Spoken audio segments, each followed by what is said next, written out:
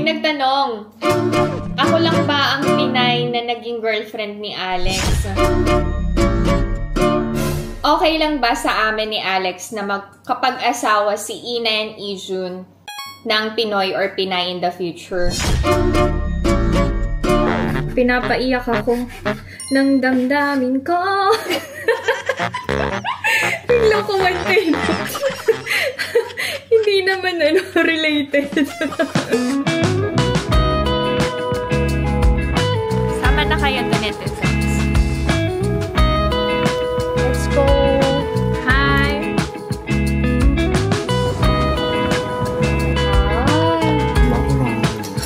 Hi. Hindi ko makita yung tinapay. Annyeong! Hi everyone! Welcome back to my channel. This is KMSK and this is my life in Korea. Samahan niyo ako ngayong araw na to. Diyan lang kayo. Mabilis ang breakfast lang for the kids. Late sila gumising. Maulan sa Korea, kaya masarap ang tulog nila.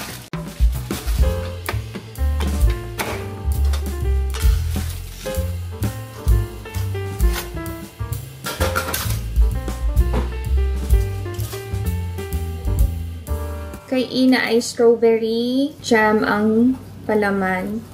Homemade tong strawberry jam gamit ang strawberries from the farm. So, alam niyo na kung saan galing to. Gawa to ng sister-in-law ko. Ito naman kay Ijun, hazelnut. Kay Ina. Preparing for school. This one is for Ijun.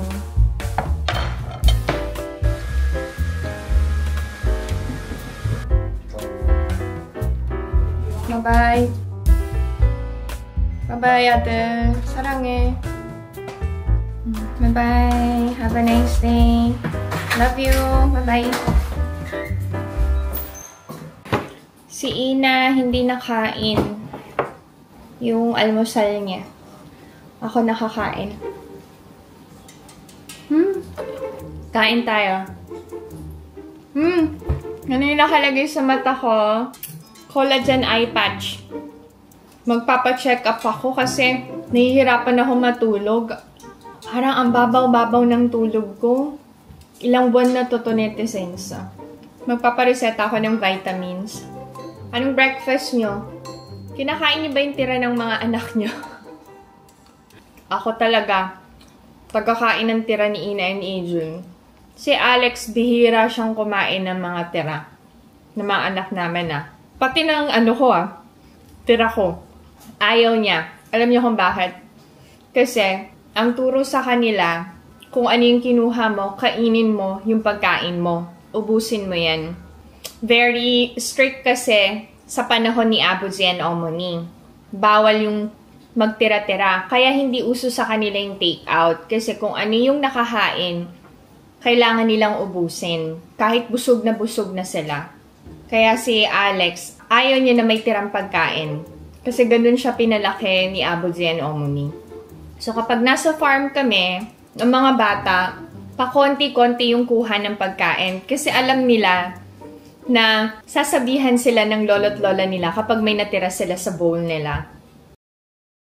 Dito kasi sa bahay, pag sinabi nila na, Mami, hindi ko na kaya ubusin, parang okay sa akin. Pero pag sa farm, nagsabi sila, wala akong magagawa. Kasi, bahay ng lolo't lola nila yon. Kailangan naming sumunod. Natuto na ang mga bata.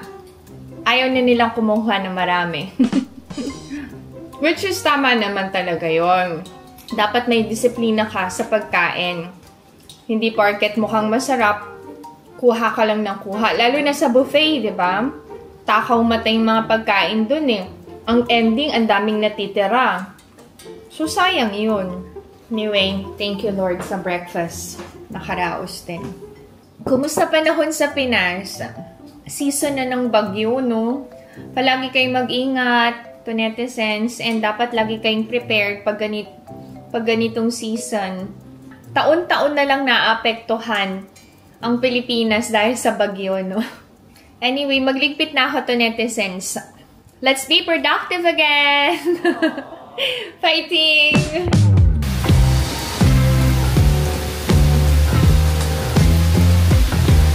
Lakas ng ulan. Parang ang sarap matulog, maghilata. Magpetiks-petiks ngayong araw na to. Si Ijun, malakas siya sa pag-inom ng tubig. May mga tao kasi na hindi pala inom ng tubig eh. Alam niyo mga Koreans, umiinom lang ng tubig pagkatapos ng meal nila. Ako kasi hindi ko kaya yun. Ay, may question ako. Sa mga nag-aaral sa PUP, pwede bang pumunta sa school? Parang bibisita lang? Kasi ang tagal ko na din hindi nakakabalik sa PUP eh. Let me know. Kapag pwede, bisita ako. Isama ko si Ina and si Ijun. Hopefully soon. Hindi nga kami pinayagan ni Alex umuwi ng Pilipinas eh. Pero pwede ba? Anong kailangang i-present? ID? Ganon? ID ko dati sa PUP.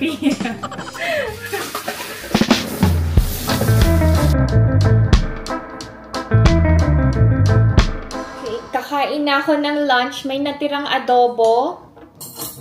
Ito na yung ulam ko. Nag-iisip ako kung anong uulamin namin ngayong hapunan. Si Alex may company dinner, so kami lang ng mga bata yung kakain. Kain tayo to, netizens. Thank you, Lord. Hindi pa ako nag-dry ng buhok. Gutom na ako. After ko maghugas ng pinggan kanina, naglinis ako ng bahay. Hindi ko na pinakita. Para mabilis. May nagtanong, ako lang ba ang Pinay na naging girlfriend ni Alex? Alam niyo, ikikwento ako sa'yo.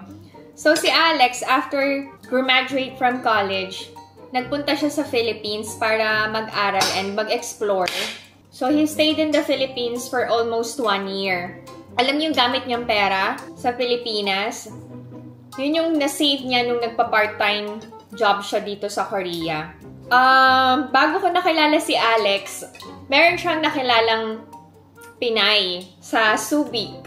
Kasi mga kasama niya sa boarding house, mga maluloko, alam niyo yun? Hilig sa babae, mag-karaoke, beer house, yung mga ganon. So, sinasama siya.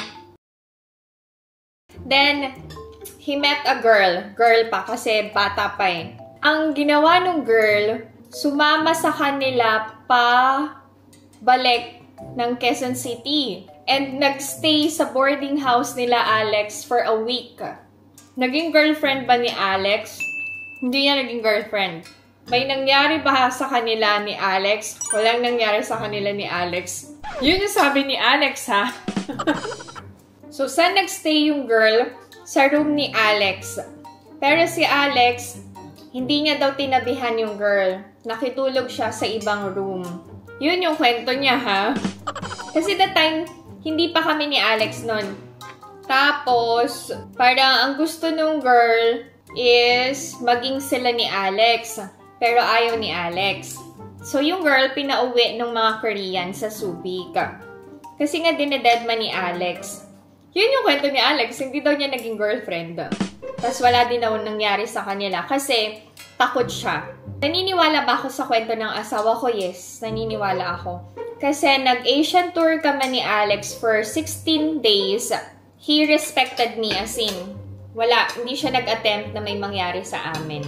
Pero nag-kiss kami, nag-hug kami. Tabi kami matulog. Pero wala talaga nangyari. Nung time na yun, mag-boyfriend-girlfriend pa lang kami. So, naniniwala ako sa asawa ko. Sabi ko, hinalikan mo ba? Hindi. Sabi niya, I'm not an easy man. Ayun. Sana nasagot yung tanong. Ako lang. Bukod tanging niligawan, naging girlfriend at pinakasalan na Pinay ni Alex.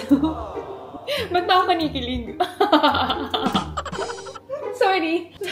May magsasabi na naman dyan, ang OA ko na naman. Bala na kayo. And then another question. Okay lang ba sa amin ni Alex na magkapag-asawa si Ina and Ijun ng Pinoy or Pinay in the future? Walang problema. Kahit anong nationality. Wag lang masama ugali. Tatanggapin namin mag-asawa yan. Pero wag muna ngayon. Saka na lang. Masarap na ba ako magluto to, netizens? Yes. Masarap na. Binuhat yung sariling bangko eh, no? Ano pa yung ulamin namin to, netizens? Meron akong nakaplano na ulam. Tinola, kasi marami nga akong dahon ng sili. Kaya lang, manok yun. Magluto kaya ako ng bistek Tagalog. Tama. Bili na lang ako ng baka. Ito yung pinaka-dessert ko. Pulveron, ube flavor.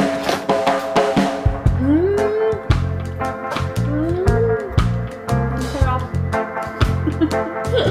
Kain tayo ito nito. Ay, sarap talaga.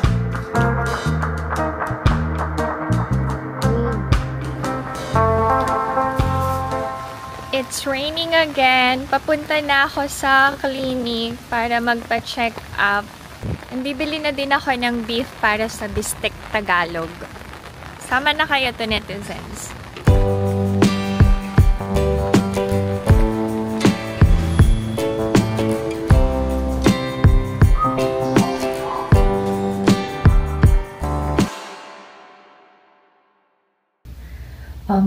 Lately, hindi ako nakakatulog ng maayos. Kahit anong pagod ko. So, nagpa-check up na ako. Pa-IV ako.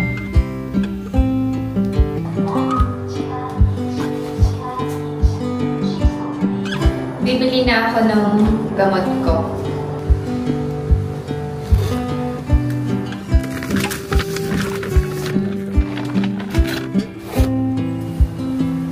Taray ng paper bag. For birthday. Bibili na ako ng beef. Yoseo!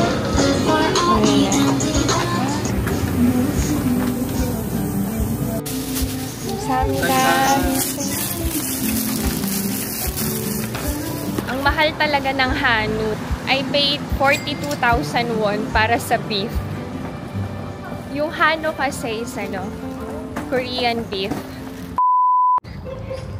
Nakakaloka to, netizens. Naiba yung settings ng camera ko. Kaya pala ang dilim kanina. Pasensya na kayo ha. Kung hindi pare-pareho yung quality ng video ko ngayon. Pero naayos ko na. Uwi na ako to, netizens. Kailangan kong mag-marinate ng beef para sa bistek Tagalog. Let's go! Touchpad.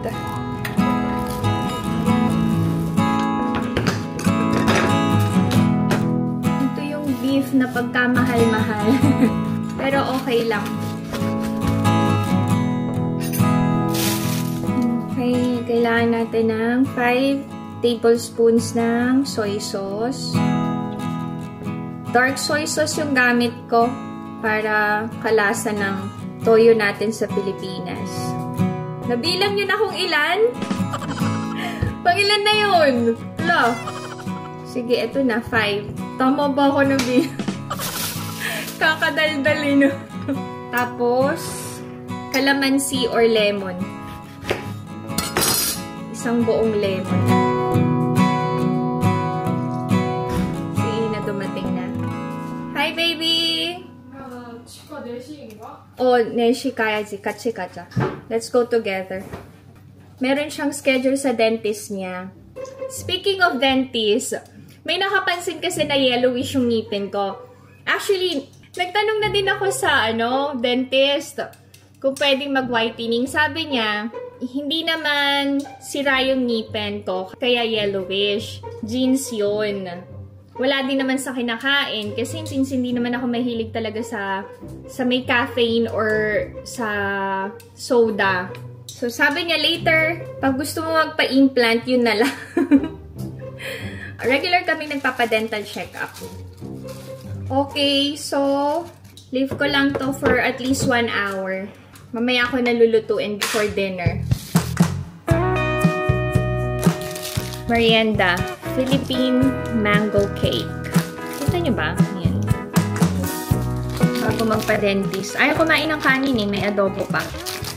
Si Ina nakikiusap kung pwedeng ituloy na ang bakasyon sa Pilipinas. Si Tuki nandito na rin. Hi!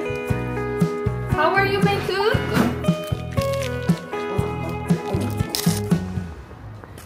Kasama ko si Ina and si Ijun. Yan. May scaling schedule si Ijun tomorrow. Pero malakas ang ulan bukas eh. Kaya tumawag ako sa dentist. Sabi ko, isabay na lang si Ijun kay Ina. Pumayag naman. Lalaki na nila. Baby no more.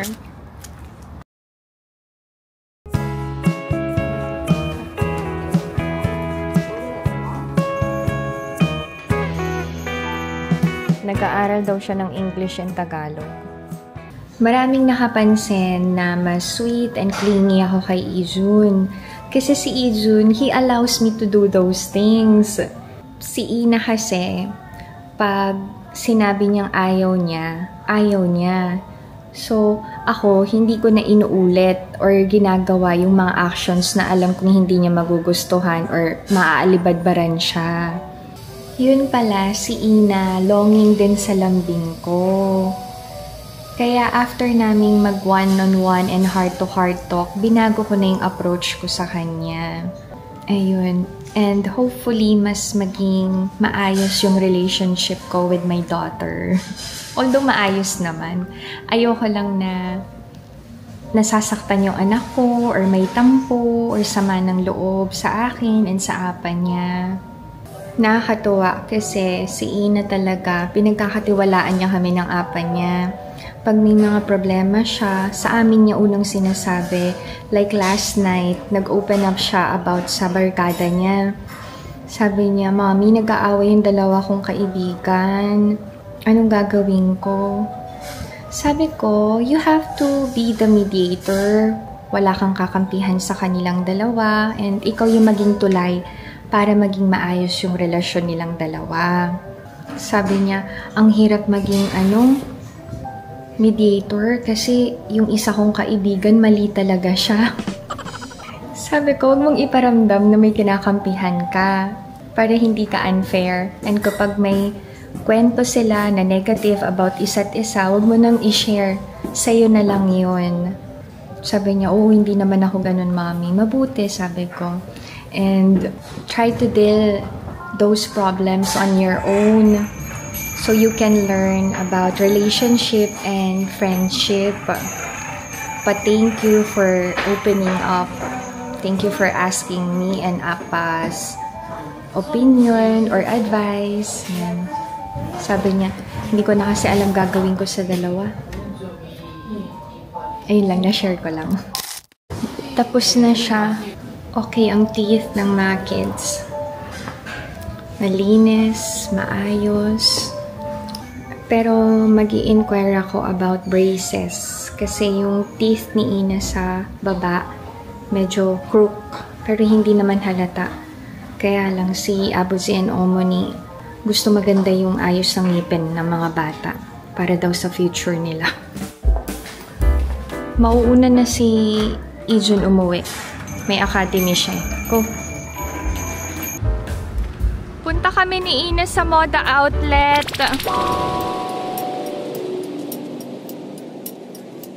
Magkakadaiso dito sa Moda. At saka ito, cafe. Kata? May academy siya. Mauna na siya umuwi. Bye-bye. Nandito na din naman ako. Mag-iikot na ako. Total, pag uwi ko, wala yung mga bata eh. Pasok sa academy. Hindi daw siya makapag-concentrate mag-shopping kasi iniisip niya yung academy. Sabi ko, next time na lang.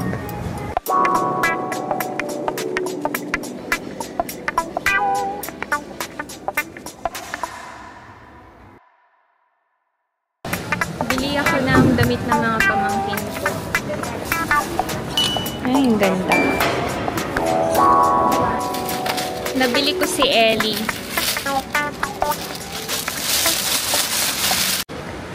Si Ellie kasi, very smart siya and very good talaga sa studies niya.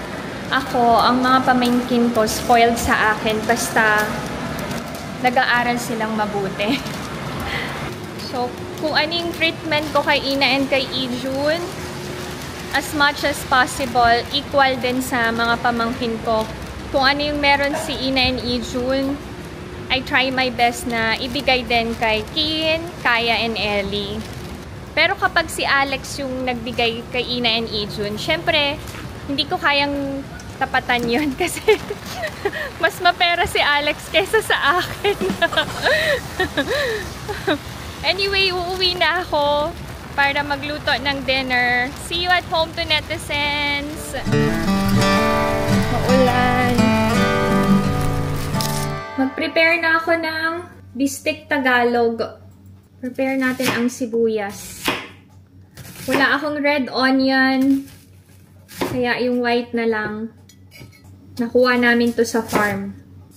Dami sibuyas dun. Slice ko na din yung beef. Uy, ang anghang ng sibuyas. Pinapaiyak ako ng damdamin ko. Biglang kumanta yun. Hindi naman related. Okay. Kailangan nating mag-saute ng garlic. Kaya na tayo ng mantika. Tapos garlic. So, parang gusto ko maraming garlic. Pwede na nating ilagay ang beef. Maglagay tayo ng sibuyas.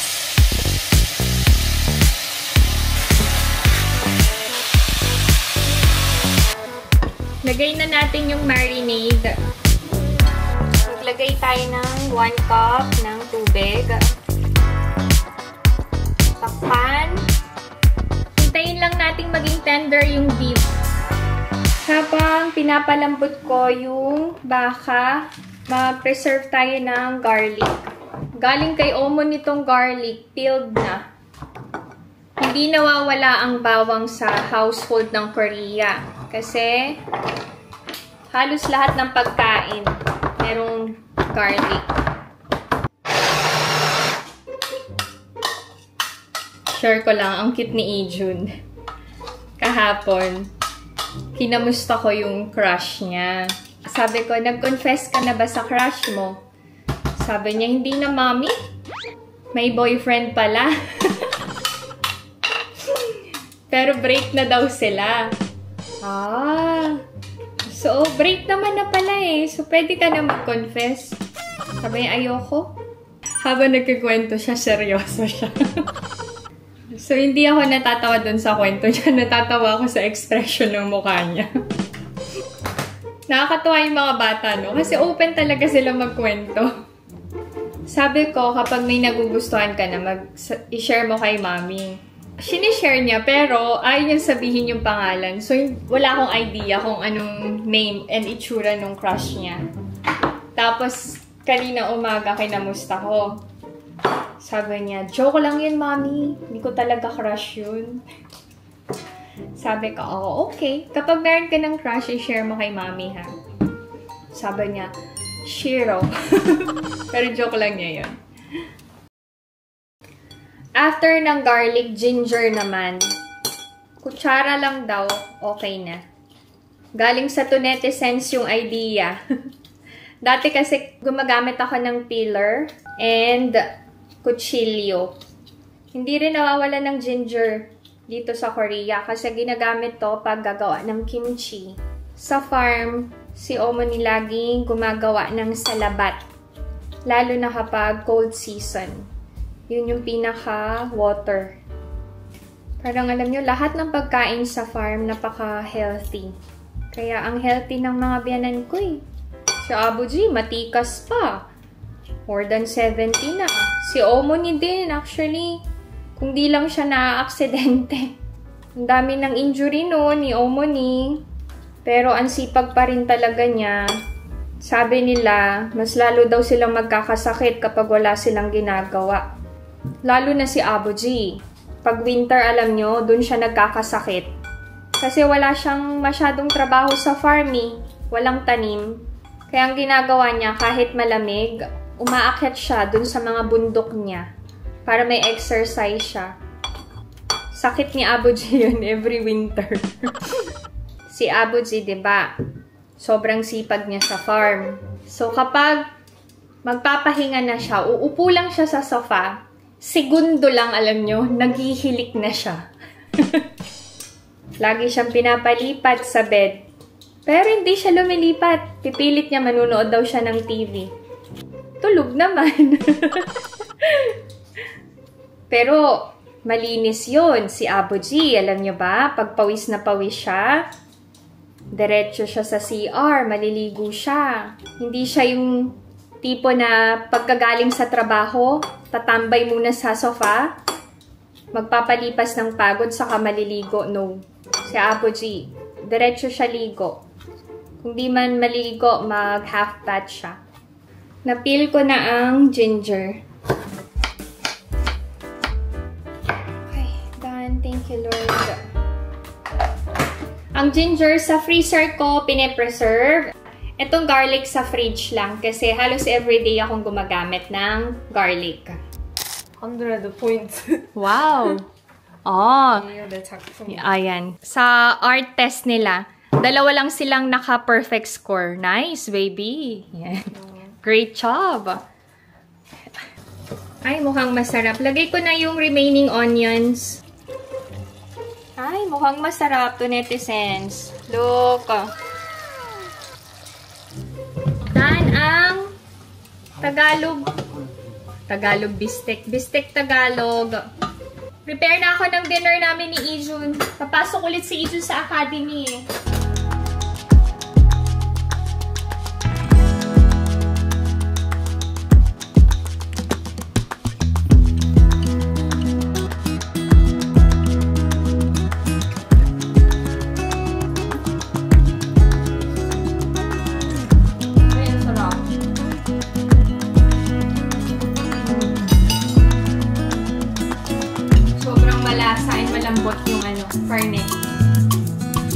Masarap, hindi masarap? Wow, thank you. Masarap daw. Masarap, hindi masarap. Masarap. Pagod yan today eh, madaming academy. Malungkot talaga si Tuki, hindi makakauwi ng Pilipinas. Kinakamusta ni Kuya Kinkin si Ijun sa chat. How are you? Ang sagot niya, I'm so bad. Wrong expression yun. I feel so bad yun. Nag-asikin, why? Academy, so many. Sobrang pagod na daw siya. Wawa naman. Pumasok na yung mga bata. Kain ako ng dessert. Yung leche flan na gawa ko. Ay, okay lang pala! Yung leche flan. Hindi lang mukhang okay kasi hindi pa malamig. So, hindi fade yung leche flan ko. Kita nyo ba? Oh. So, okay pala. Hindi lang chilled yung kinain naming una. Okay. Solve ang dinner. Hugas lang ako ng pinggan. Tapos lalabas ulit ako to, netizen. Samahan nyo na ako. Bili ako ng porridge ni Ina.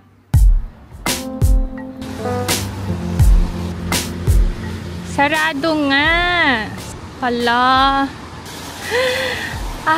Hanggang tomorrow. Summer vacation. Lulutuan ko na lang si Ina ng soup. Dito sa Korea, every summer season, nagbibigay ng 3 days vacation para sa lahat ng workers. Bakit merong 3 days? Kasi mainit ang panahon and para makapag-relax yung mga workers. Kahit anong company yan, teachers, factory workers, office workers, lahat. Meron 3 araw na bakasyon. Si Alex din meron. And ang mga bata rin sa academy. 1 week vacation. Anyway, uwi na ako to netizens. Ang haggard ko na, no? Walang retouch buong maghapon. Yan na. Pag nanay ka talaga, parang kukonti lang yung oras mo para sa sarili mo. Kaya, importante na tayo mismo ang maglalaan ng oras para sa sarili natin. Kasi kung makakalimutan natin yung oras para sa sarili natin, wala. Talagang malulosyang tayo. Pag uwi ko, mag-shower na ako. I-share ko sa inyo yung night skincare routine ko. Thank you, Lord. Nakapag-wash na. Medyo presko na yung pakiramdam ko. So, this is my night skincare routine. I use green tea amino hydrating cleansing foam to cleanse my skin. And then for my toner, black tea youth enhancing treatment essence. Since hindi naman ako nag-makeup buong araw, apply ko na directly yung essence. Malapad yung noo ko eh. Nako-conscious ako. Okay. And then I apply retinol, Cica Repair, Ampule. Pag first time yung gumamit ng retinol, dapat alam nyo yung interval ng pag-apply. For first time, mag once a week daw muna kayo. And then, kapag nakapag-adjust na yung skin nyo, na-test nyo na okay sa skin nyo, pwede na kayong mag twice or thrice a week. And then, after some weeks, pwede na kayong mag-everyday apply ng retinol. Ganon. Pero kasi, yung retinol line ng Innisfree, hindi siya ganon katapang. Very light siya sa skin. Hanggang leeg. Ako yung leeg ko, alam nyo, may lines. Bata pa lang ako, ganito na yung leeg ko. Yung iba kasi sobrang smooth and kinis. Sana all.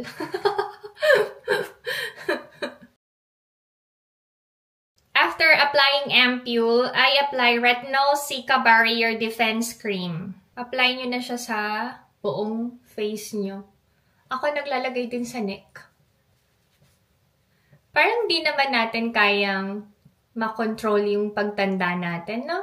Kasi whether we like it or not, tatanda at tatanda tayo. Pero may choice tayo if we want to age gracefully. And mapapasana all ka na lang dun sa mga taong aging like a fine wine. 40 na ako, so 10 years na lang, magpa-50 na ako. Ang bilis ng panahon, no? Grabe. 5 years na tayong magkasama to netizens. Alam nyo ba yon? Ako alam ko. So thank you so much to netizens. Kasi nandyan lang kayo. So, aside from Retinol Cica Barrier Defense Cream, I also apply Green Tea Seed Hyaluronic Cream.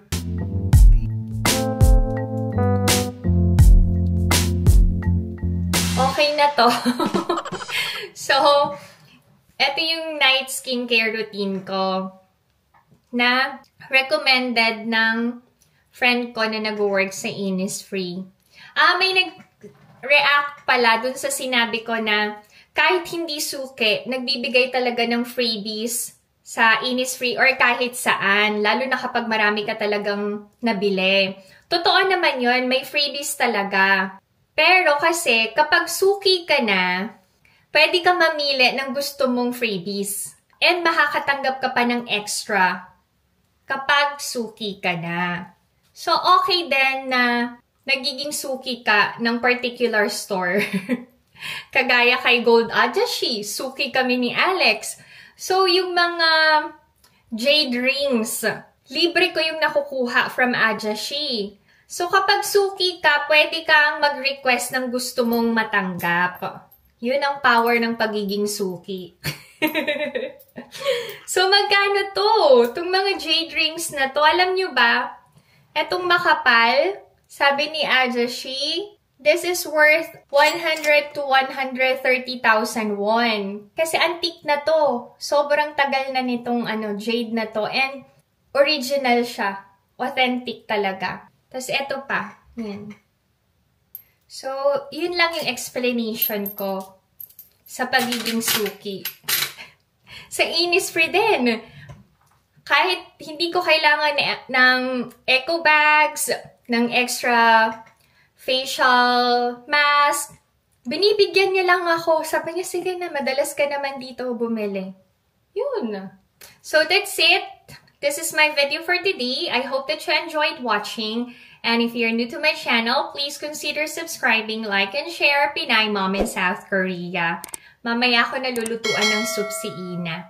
Stay safe, everyone. Bye!